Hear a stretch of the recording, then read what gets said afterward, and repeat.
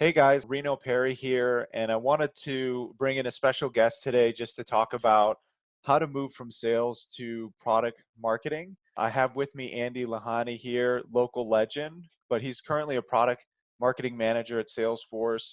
He has no consulting background, no MBA, no technical background, but was able to move from a sales role at his current company into product marketing. And he's going to just share some tips and tricks, walk us through his journey, and tell us a little bit about how he did that, how some of the salespeople out there, I know a lot of questions have asked, what are some alternative career paths if you're a sales professional today in tech? So Andy's going to share with us some great tips at how he did that at one of the best companies in the world. I'll let Andy introduce himself and then we'll just go through some questions and hopefully a great session today. Cool. Yeah, thanks, Reno. Really excited to share my story and to speak with you today. Yeah, like you said, my journey has been a bit unconventional. Just kind of give you a quick, kind of who I am and how I got here. I studied biology at UC Santa Barbara, which of course is the perfect degree for software sales, and ended up moving up to San Francisco after graduation. Wasn't too sure what I wanted to get into. I had a couple of buddies that were kind of entering the tech space, and once I ended up kind of jumping in there, I started at Oracle.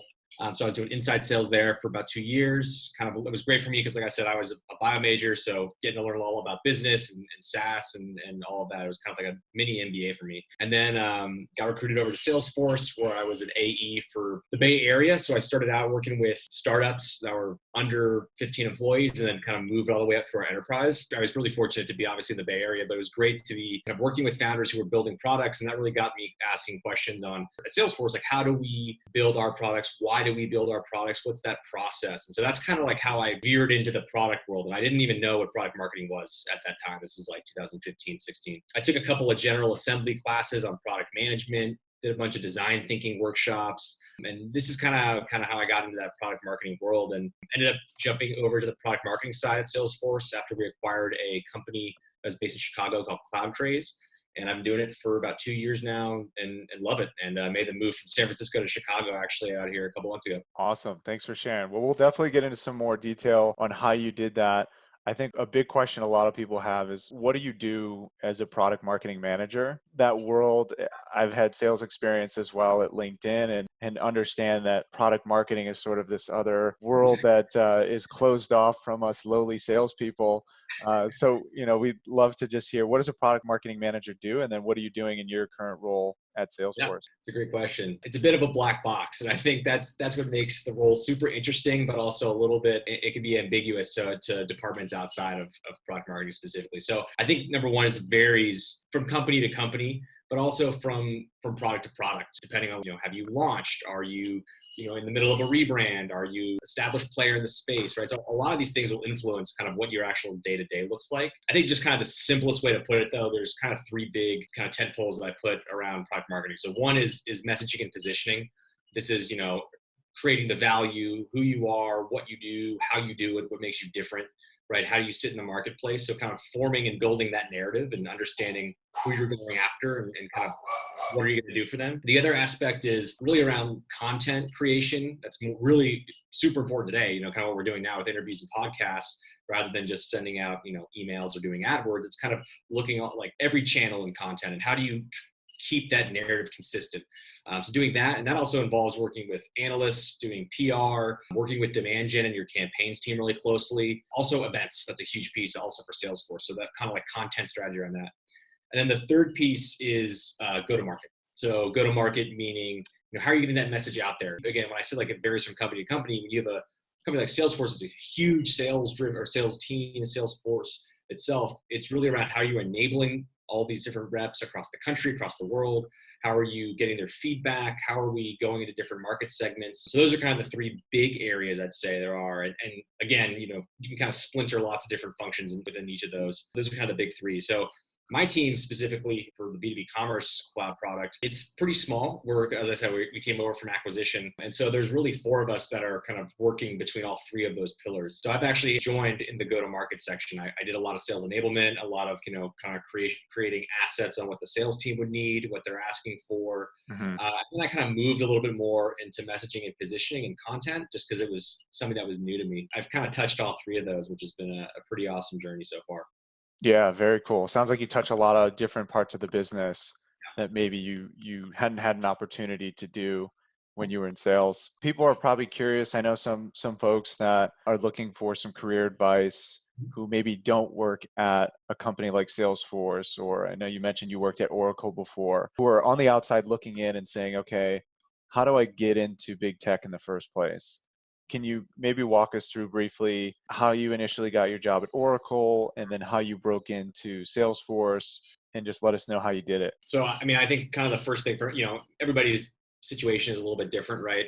Weirdly enough, I got my job through a career fair at school with Oracle. One of my buddies had gone and interviewed and, was telling me about, hey, you should go check out Oracle tech sales. And so kind of a little bit of combination of leveraging your network. I don't know how many, again, I was in college, so my network was really my college friends.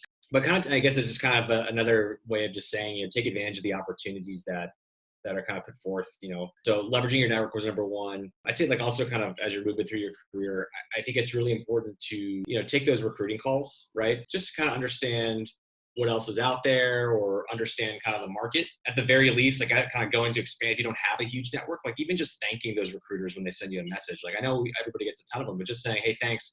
And even if it's not the right time, let them know what you're interested in, right, in the future. And so you kind of foster those relationships. Another kind of like tip I guess I would give it is make sure you keep your profile, the LinkedIn profile, up to date, and think about it from the perspective of maybe a recruiter or if you're trying to switch careers. Like, you might be in sales today, but how can you kind of tweak and change the narrative of your profile so it fits more of like what a product marketing manager might have, right? So you kind of want to make sure that the brand that you're putting out about yourself mirrors what you're trying to get to. I love what you guys are doing and being able to talk to people within the industry just to kind of get another perspective, and also gives the opportunity to get a mentor, especially if you don't have a whole lot of contact with people in that new space. That makes a lot of sense. Thanks for sharing. Well, now to get into the meat of the conversation, you've had this really interesting transition from sales to product marketing. Can you maybe share what were some actionable things that you might be able to share with the audience on how you did that from sales? Talk us through the process, and just give us the rundown how you actually initiated that Yeah. transition.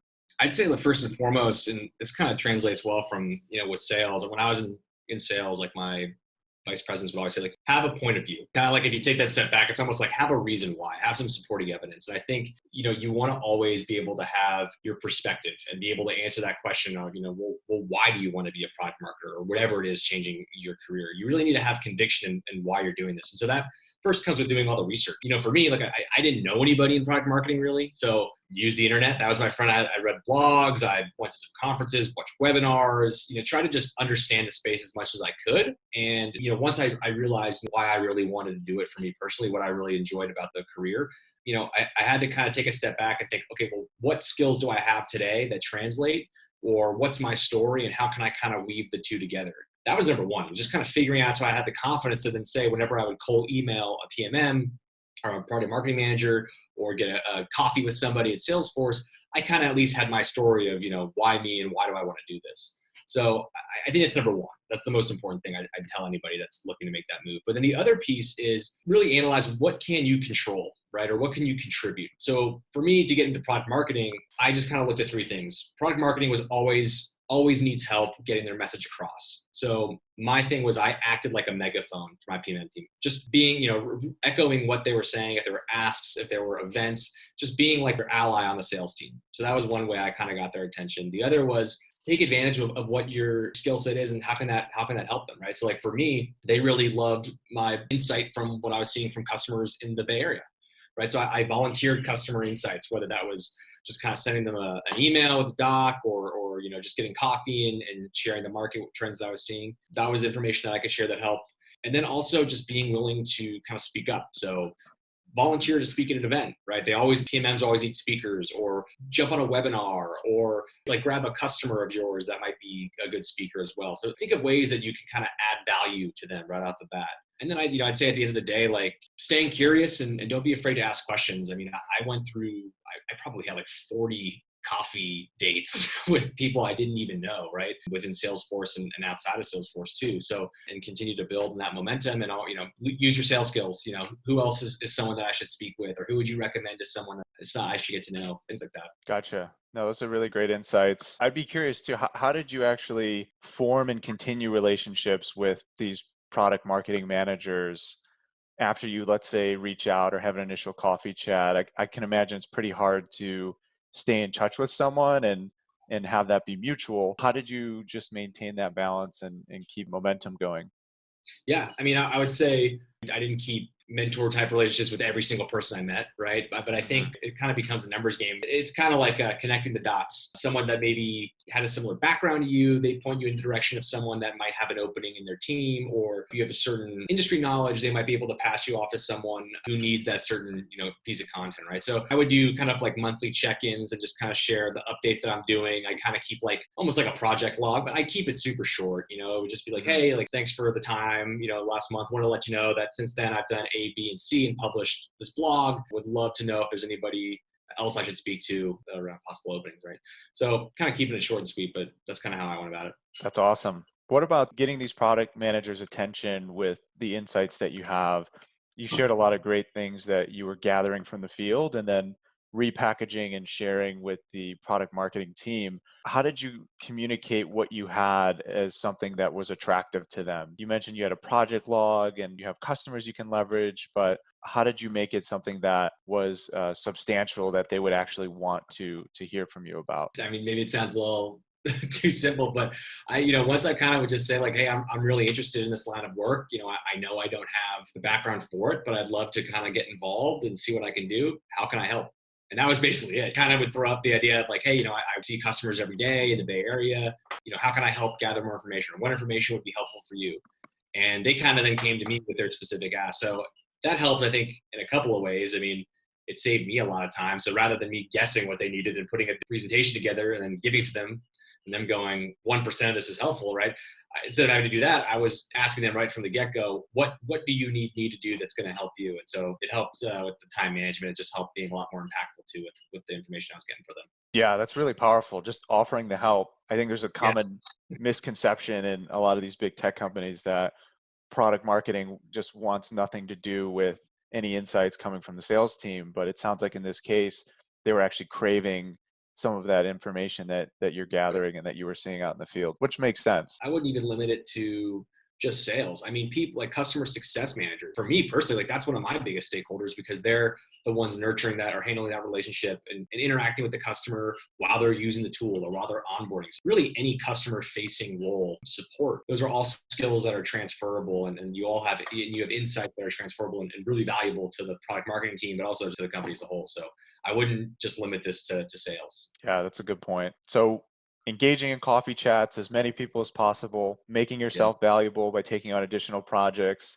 sharing these insights with the product managers, making it known that you're interested in that role. I wanted to shift gears and talk about after doing a lot of that, what role did maybe your manager play in this process? In a lot of these companies, the manager sponsorship or endorsement is really critical to get into that next role. I'm curious what he or she did for you during that process, how you engaged your manager, that you were interested in even doing that, and what was the feedback. Let us know what that was like. This was huge. I mean, I know this varies from company to company, from manager to manager, person to person, but my managers were supportive. It was just about having a plan and showing that I'd really put a lot of thought into this. And again, going back to that thing about just having a point of view, you want to have conviction when you're going to your manager to kind of to tell them like, hey, I basically want to move off your team and switch careers here. The one thing that you don't want to do is you don't just want to wake up and like think, oh, this sounds like a cool role. I'm gonna go tell my manager I want to get out of here. It's like, no, you got to do that kind of soul searching first. You got to do your homework, got to do your research, have your reason why, be confident in that answer. But then also, you want to start having some of these like coffee dates or kind Mhm. of the exploratory phase and reaching out to PMMs before you go to your manager because you want to get an understanding of like, okay, maybe there's a role that might be opening up in the next quarter, or I need 6 months to do this project to have the skills that what they're looking for, right? So you want to get your timeline straight. You don't want to be wishy-washy or on the fence when you're telling your manager this. So you want to understand that there might be an opportunity here. And then after that, like I kind of worked, it's a partnership, right? So every Mhm. relationship with your manager is a little bit different. But for me, it might be like, hey, my goal, career goal that I've shared is eventually to get to here. And product marketing seems like it's the next step for me. And you know what? Like here, can we work on a timeline that shows like, hey, what's mutually beneficial here for the next X amount of months or however it might be, or when a job might pop up, like will you endorse me for it? And so for me it ended up being like, let's let's finish out the quarter. And then there was the mutual comfort of endorsing me for that role when it opened up. So I think it's just being really proactive, having that point of view, and just being upfront about it. Like you don't want to go behind somebody's back, or you don't want to tell them the week before. A lot of times they're going to help you get to where you want to go if they're good people, right? Gotcha. So it sounds like you made a hard ask at some point in there that this is what you wanted to do. Will you endorse me for this if it opens up? Exactly. And I think just like the big takeaways at the end of the day, you got to think like they're people too. If you left and they lose a seat on their sales team, that means they're not hitting quota, right? So it's almost like a sales deal where you're kind of putting together that mutual contract, right? Like, hey, can we agree on this amount of time to kind of work through this plan together to get there? And I think it's the best way to do it, I think. Gotcha. Thanks for sharing. So Yeah. speaking of specific asks, you made the ask of your manager to support you in making that move. What about for the actual product marketing managers, the hiring managers you were meeting with? Did you just come out of the gates in that first coffee meeting and say, hey, this is what I want to do? Or was it a gradual, maybe after a few months, then you wanted to make it known that this is what you wanted to do? How did that work for you? I mean, I kind of learned as I was falling through it, to be honest. So I think probably my first third of those coffee dates or of those kind of like just cold meetings was really just trying to understand like what are the roles and responsibilities of product marketing, kind of where I would fit. It was, like I said, it was kind of forming that narrative. It was like part of my research phase, like taking everything that I could find online, but taking the real world and Salesforce ecosystem that I knew, and it was trying to figure out, okay, well, Yeah. what do I want to do? Once I kind of got that confidence, then it was like from there on out, it was pretty forward about, hey, this is where I want to go, and here's why, and here's what I think I could do.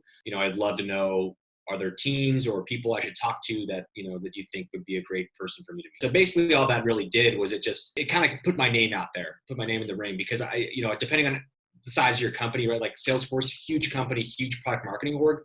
A lot of hiring happens internally and maybe even before a job post gets up there. I was just kind of almost using it as a way to market myself so that people would think we need an enablement person.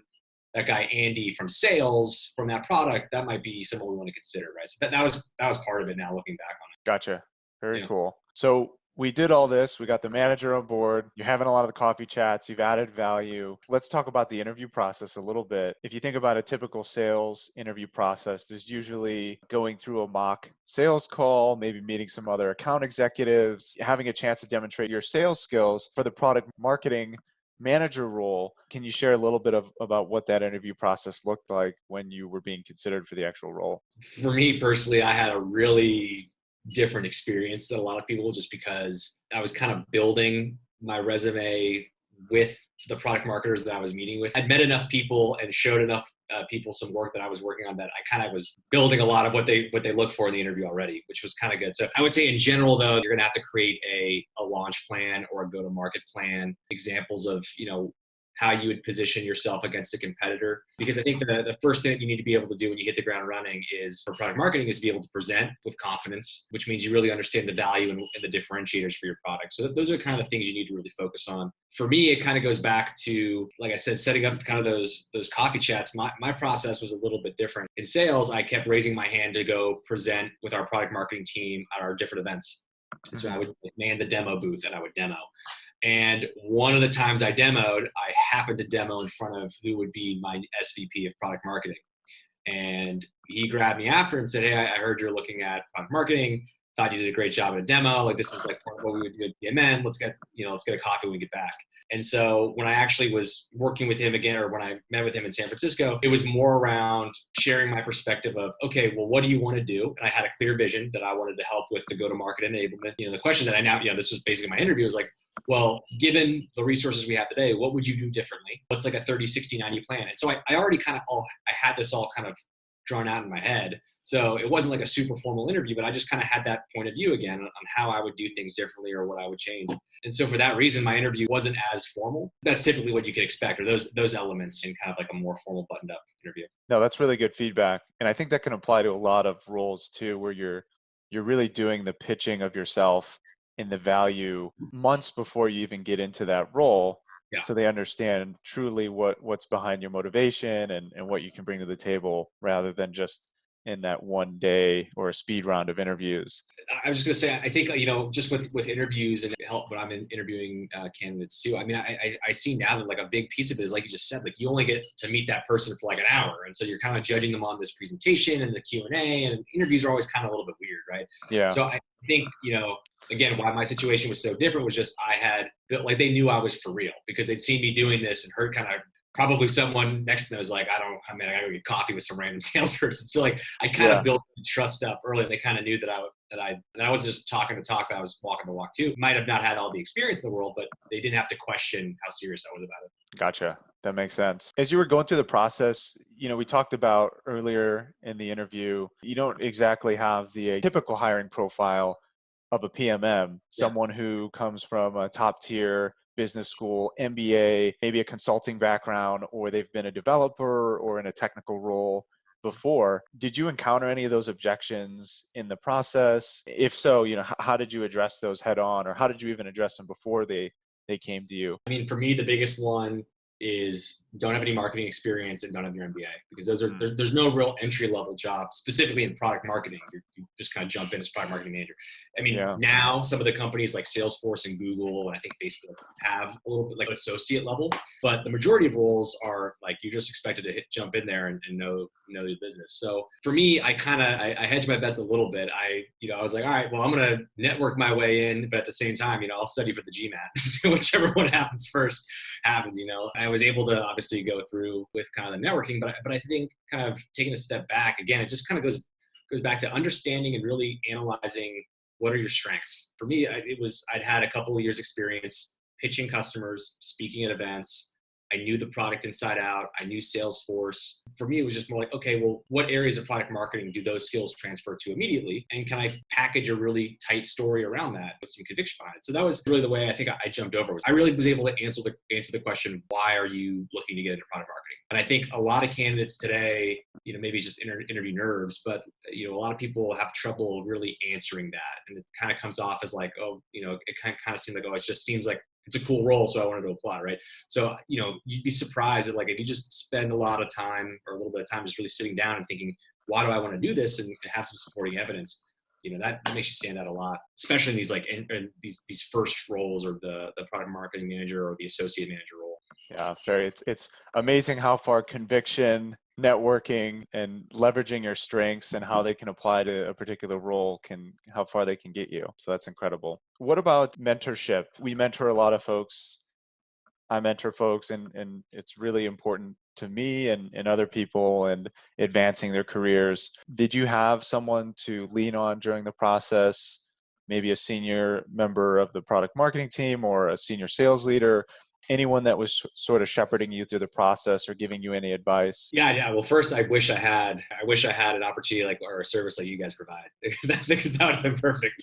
But for me, I wouldn't say that I had a clear mentor who took me under their wing. It was. I think I hustled pretty hard, and kind of going back to what you said at the beginning, like I did find a couple people that I did keep in touch with pretty consistently and from various levels. So somebody was a PMM that was on the product that I was a salesperson for. So we just kind of knew I would run presentations by her or ideas by her, and she definitely helped me kind of like get in the PMM mindset.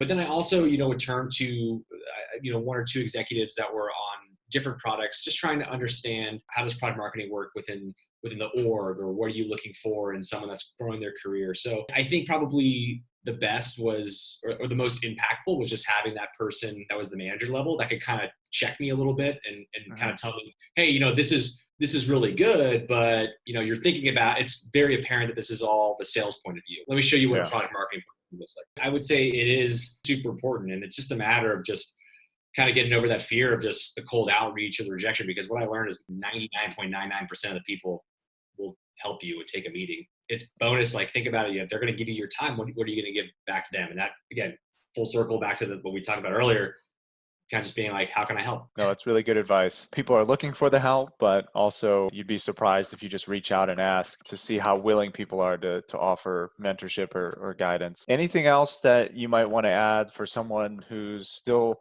considering potentially getting into a product marketing manager role? anything we haven't covered that you might want to throw out there for them? Yeah, I mean, I would just say, go for it. All right, like you can do it. You don't have to just look at the criteria box and have everything checked before you can move on to applying. Right? Like, what are your strengths? Double down on your strengths. Any kind of customer facing role, that's a great opportunity. You have a lot of insight there. Like, so think about how you create your story. But I think what's really cool about product marketing is now more than ever, and even more in the future, like we're seeing like it's really becoming the intersection of business, of like technology to engineering, and then also even design. Right. And so Yeah. just being able to be fluid in one of those three areas, you can kind of branch this into whatever you want to do. And so I just think that there's by trade, there's a lot of different ways that you could take this role. If you're really into growth marketing, there's a way to incorporate that into product marketing. If you're a graphic designer or a UX designer, there's a technical product marketing branch that's open to you. So there's a lot of different ways that you can take it to the next level too, and kind of find your niche or find your sweet spot. So it's just like the last several years I've noticed it's really, really becoming popular. So Yeah, opportunities. that's awesome. I want to do it now. Yeah. What about that's a good point. So there's a you talked about a lot of different areas within product marketing and how it's at the intersection of some of these different areas in business, including design. For someone who doesn't have the luxury right now of being able to go and talk to a product marketing manager or product marketing person, could you recommend maybe any resources out there, podcast, book, or online e-resources or anything like that that you might recommend someone check out if they just want to learn a little bit more about this role and how it's evolving? Cool. Yeah, I could share. There's three things that jump out, and these are no plugs. They don't know I'm saying this, but the website sharebird.com is fantastic. Basically, they do like Reddit style AMAs or AMAs with product marketers, and it's basically a resource where product marketers go to swap best practices. So you're trying to figure out, what does messaging and positioning look like, or what does it look like in B2C versus B2B or different market segments? Everything is there. So I use the Sharebird website all the time. There's also, I think they're pretty new or within the last year, but the Product Marketing Alliance is really good. Again, just kind of building a network of people who want to be product marketers and product marketers today. And then the last is, maybe it's a little obvious, but I was using Medium a lot. And just like there's tons of blog posts from product marketers and kind of day in the lives or their perspective. Yeah. I learned a ton just from reading blogs and stuff like that. Well, Andy, thank you so much for Yeah. sharing your journey and helping other folks who are interested in product marketing navigate that path as well, which can be a little bit tricky. And I think a lot of people didn't know where to start, but you gave us a pretty good framework and guide for how to do that. Thanks so much for the time. For everyone listening, we'll have links to those different resources that Andy had mentioned if you want to check them out and learn some more. And feel free to reach out to us if you want to get in touch with either me or Andy just to learn more about what he does, or if you want to set up a coffee chat. We're both happy to do that. Thanks, Andy. Really appreciate it. Yeah. Thank you so much, man. It was great.